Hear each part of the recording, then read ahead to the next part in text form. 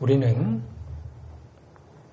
우리 삶의 터전인 이 지구와 우리 인류가 영적으로 중요한 전환의 시기를 맞고 있는 이때에 특별한 계획, 특별한 뜻을 품고 세상에 온 영혼들이 아닌가 하는 생각을 해봅니다.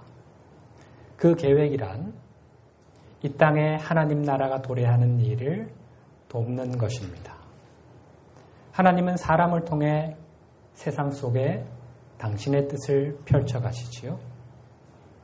주님은 먼저 우리의 의식을 깨우시어 우리로 하여금 우리를 통해 많은 영혼들을 깨어나게 하시기 위해 우리를 부르신 것 같습니다. 많은 기독교인들이 생각하는 것처럼 새하늘과 새 땅은 어느 날 갑자기 하늘에서 뚝 떨어지는 것이 아닙니다. 새하늘과 새 땅의 실현을 위해서는 일정 수에 이르는 사람들의 의식의 변화가 필요합니다. 의식의 변화가 천국문을 여는 열쇠라고 할 수 있습니다. 이것은 주님의 가르침이기도 합니다. 우리의 내적 변화를 통해 하나님 나라가 이 땅에 실현될 수 있는 것입니다. 따라서 우리가 먼저 내면의 변화를 이루어낸 후 다른 사람들의 의식 성장을 돕는 것, 그럼으로써 세상 속에 하나님 나라가 온전히 임할 수 있게 하는 것, 이것이 이 영적 전환기에 우리에게 주어진 미션이라는 것입니다.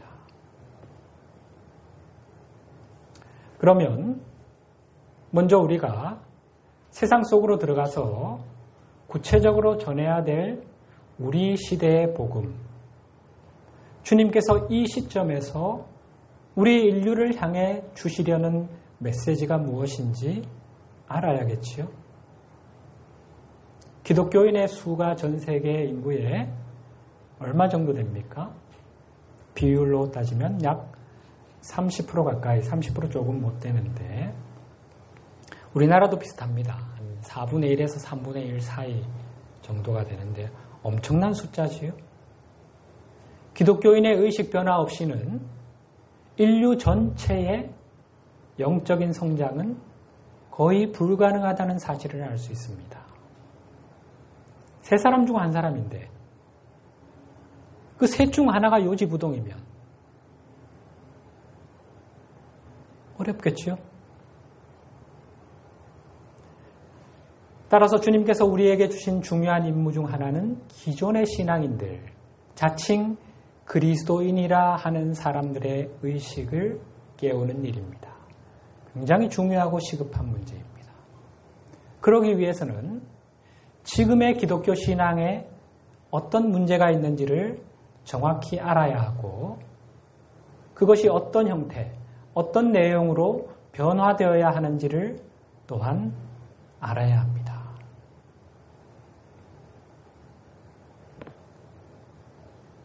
오늘날 스스로 기독교인이라 하는 사람들, 예수 그리스도께서 그들 안에서, 그들 내면에서 하시는 말씀을 들으려 하지 않습니다.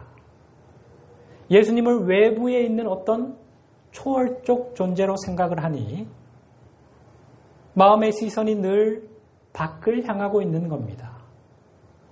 시선을 자기 내면으로 돌려서 내 안에서 들려오는 주님의 음성을 들으려 하지도 듣지도 못하는 겁니다. 주님께서 우리에게 주신 가장 귀한 선물 중 하나는 우리의 가슴으로 직접 전해지는 주님의 말씀입니다. 지금 우리가 처해 있는 상황에 꼭 필요한 말씀, 그리고 이 시대에 꼭 필요한 말씀들, 2000년 전 쓰여진 성경에 다 들어 있습니까? 우리가 처한 무수한 삶의 상황들, 그리고 그 상황들에 대한 해석, 대처 방식 하나하나가 성경에 다 적혀 있습니까? 예수님이 2000년 후를 훤히 내다보시고 다 기록하라고 그렇게 사도들에게 명하셔서 다 기록되어 있습니까? 그때와는 너무나 달라진 오늘날 인류의 의식 수준에 적합한 가르침, 영적 지침들, 2000년 전 기록된 성경에 다 들어 있습니까? 그럴 수가 없지요.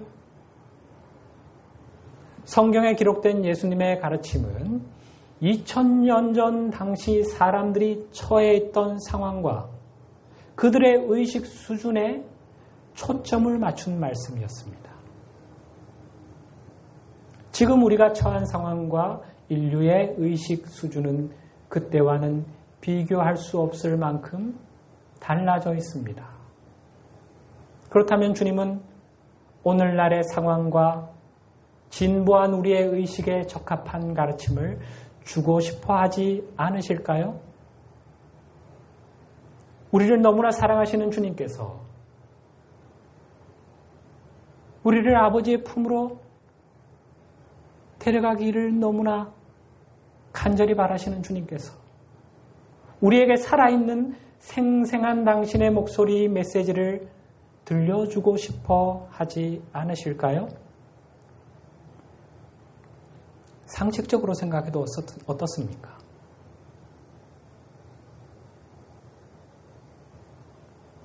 마냥 침묵만 하고 계실까요? 예수님과 이산가족으로 지낸 지 무려 2000년. 물론 주님은 지난 2000년의 세월 동안 다양한 방법으로 끊임없이 당신의 음성을 그렇게 들려주셨건만 사람들이 귀를 막고 지내왔기에 못 들은 것뿐입니다. 우리를 위해 당신의 생명까지 내어주신 주님께서 2000년의 세월 동안 침묵하셨다? 이상하지 않습니까? 말씀을 전하실 수 있는 방법이 없으십니까? 예수님에게? 그런 능력이 없으십니까? 혹독한 체험의 인생 여정을 지나며 길을 알려달라고 호소하는 무수한 양들의 절규에 묵묵부답이셨다는 것. 납득하기 어렵지 않습니까? 내 안에서 들려오는 소리, 내 가슴으로 들려오는 주님의 말씀, 목자의 음성을 우리가 듣지 못하는 것뿐입니다. 여러분, 바울이 어떻게 신약 성경을 기록했을까요? 바울 안에서 바울에게 말씀하시는 성령님의 그 음성을 따라서 기록한 겁니다. 그게 바울만 됩니까?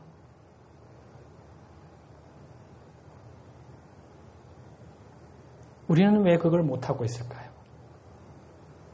그 구체적인 이유를 한번 생각해 보십시다. 지금 이 시대, 우리를 향해, 우리 인류를 향해 주님께서 하고자 하시는 말씀을 이제부터는 여러분들에게 전달해 드리려고 합니다. 첫 번째로, 많은 기독교인들이 기독교의 전통적 교리에서 벗어나는 생각, 사상을 두려워합니다.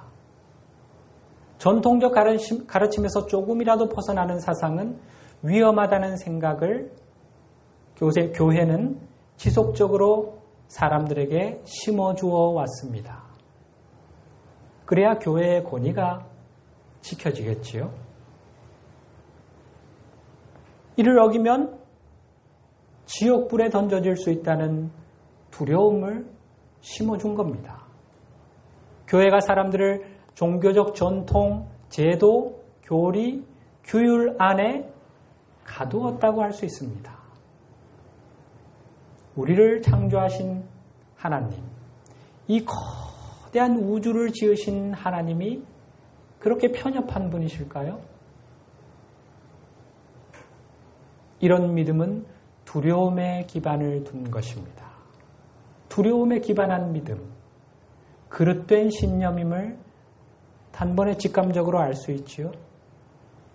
두려움은 에고, 즉 거짓자의 에너지입니다. 너희 성경에서 조금만 벗어나도 지옥불에 떨어져. 두려움을 심어주어서 기성교리에 묶어두는 믿음, 두려움에 압도되어 교리에 매인다면 그게 진실한 믿음일 수 있습니까? 진실한 믿음은 오직 사랑에 기인한 것이어야 합니다. 요한일서 4장 18절에서 19절 화면으로 함께 보실까요? 사랑 안에 두려움이 없고 온전한 사랑이 두려움을 내쫓나니 두려움에는 형벌이 있음이라. 두려워하는 자는 사랑 안에서 온전히 이루지 못하였느니라. 우리가 사랑함은 그가 먼저 우리를 사랑하였음이니라. 우리를 향하신 주님의 사랑은 주님의 마음은 첫째도 사랑, 둘째도 사랑, 셋째도 사랑입니다. 우리가 사랑함은 그가 먼저 우리를 사랑하셨음이라. 주님이 우리를 죽기까지 사랑하셨기에, 지금도 사랑하시기에 우리가 주님을 믿고 따르며 사랑할 수 있는 것입니다. 사랑 안에는 두려움이 없고 온전한 사랑이 두려움을 내쫓나니 주님과의 관계에서 두려움이 들어설 자리는 없습니다. 따라서 참된 믿음은 오직 사랑의 기반을 둔 것입니다. 우리를 사랑으로 낳으신 하나님이 당신이 사랑하시는 자녀를 지옥불에 던지신다고요? 그런 일은 결코 없습니다. 지금껏 잘못된 가르침이었습니다. 성경에 심판, 지옥, 형벌에 관한 말씀이 있는 것은 사실이지만 그 말씀들의 영적 의미를 올바로 이해하게 되면 우리가 오해해왔다는 사실을 깨닫게 됩니다. 그 부분은 지난번에도 조금 말씀드렸고 앞으로도 차차 말씀을 드리겠습니다. 우리가 이러한 하나님의 마음을 알게 되면 독선, 아집, 편협함, 두려움을 벗어던지고 마음문을 활짝 열어 종교와 사상의 벽을 넘나들며 진리의 지평을 넓혀갈 수 있게 됩니다. 새로운 세계를 경험할 수 있게 되는 것입니다. 우리를 가두고 있는 두려움을 벗어던지고 하나님의 사랑을 믿고 새로운 세계를 향해 마음을 열 수 있어야 합니다. 내 안에서 들려오는 주님의 음성을 듣지 않으려는 이유 두 번째, 많은 그리스도인이 예수 그리스도의 메시지는 2000년 전에 끝이 났다고 믿고 있습니다. 말씀이 육신이 되신 예수 그리스도께서 직접 주신 계시, 이를 특별 계시라고 하는데 특별 계시는 그때로 끝이 났다는 겁니다. 나올 진리는 그때 다 나왔다는 겁니다. 하늘 복음은 그것으로 종결되었다는 것입니다. 진리의 문은 닫혔다는 겁니다. 여러분 어떻게 생각하십니까? 그렇다면 그 후로 예수님은 지난 2000년간 정말 침묵하신 걸까요? 그리고 우리 인류가 영적 도약을 꿈꾸고 있는 이 중요한 영적 전환기, 이 시점에도 주님은 우리에게 전해주실 말씀이 전혀 없으신 걸까요? 새하늘과 새 땅을 맞이하기에 필요한 메시지도 없는 걸까요? 과연 그렇습니까? 여러분 2000년 전 주님께서 전해주신 진리는 말씀드렸듯이 당시 사람들의 의식 수준에서 이해 가능한 것에 국한될 수밖에 없었습니다. 더 전해주고 싶으셔도 그럴 수가 없었던 겁니다. 초등학생에게 대학 강의를 할 수는 없는 것 아닙니까? 그 시대 사람들의 의식으로는 이해할 수 없는 보다 높은 차원의 진리는 남겨두실 수밖에 없었습니다. 자, 주님의 말씀을 한번 볼까요? 요한복음 16장 12절 말씀. 집사님이 한번 읽어주시겠습니까? 내가 아직도 너희에게 이를 것이 많으나 지금은 너희가 감당하지 못하리라. 너희에게 전해줄 하늘 진리가 너무나 많지만 너희가 감당할 수가 없다. 알아들을 수가 없다. 남겨두신 거죠. 때가 되면 알려주시겠다는 의미가 함축되어 있지요. 예수님께서 세상에 오신 이유 중 하나는 인류의 낮은 의식을 끌어올려 주시려는 것이었습니다. 그때로부터 2000년의 세월이 지났습니다. 지난 세월 동안 인류의 의식은 주님께서 전해주신 진리의 말씀을 토양 삼아 상당한 진보를 이루어 왔습니다. 이제는 그때 받을 수 없었던 더 높은 차원의 진리를 받을 수 있는 그릇이 되었고 때가 되었습니다. 성장한 의식에 맞는 새로운 가르침이 필요합니다. 초등학교 졸업했으면 다음 과정에 적합한 가르침을 받아야지요. 주님께서 승천하시면서 우리에게 주신 약속의 말씀, 세상 끝날까지 너희와 항상 함께 있으리라 하셨지요. 함께 있으리라.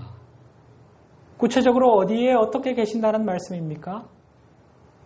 함께 계시는 주님을 느끼고 계십니까?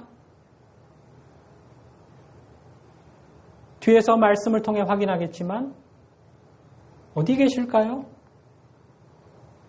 우리 안에, 우리 내면에, 우리 가슴 속에 머무시겠다는 뜻이었습니다.